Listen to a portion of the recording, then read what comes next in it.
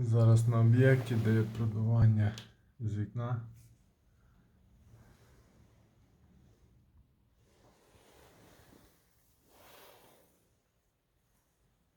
Як назло, вітер не дує.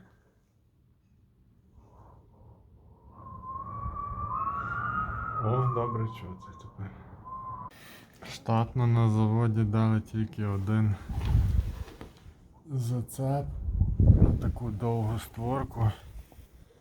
До речі, фурнітура Сігенія, я вже почав підміняти штатні зацепи, зворотні планки на рамі на інші підбирати, але здається, що діло буде трошки в іншому. Можливо, вони взагалі не попадають в зачеплення. Проблему з продуванням цього вікна ми усунули.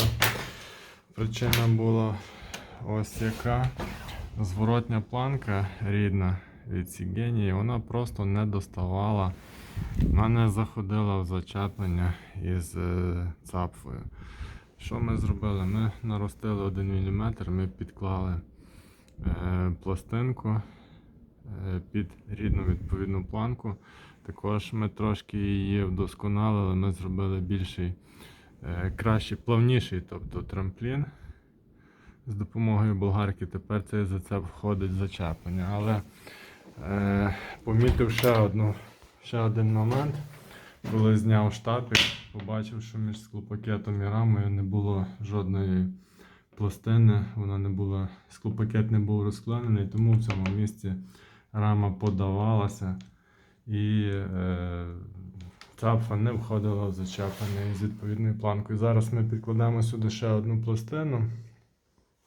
Я думаю, що вирішення буде повністю. Підклав я сюди ще одну пластинку, склопакет тепер жорстко розклеєний, фурнітура з боку завіс працює справно.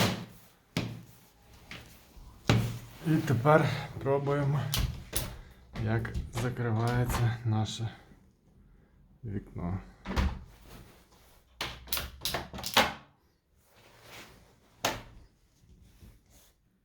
Закривання відбувається щільно, але є такий звук прохрустування фурнітури, тому що створка за довгий час неправильного такого функціонування вже деформувалася. І тепер потрібний час, аби пластик знову став у свою попередню форму.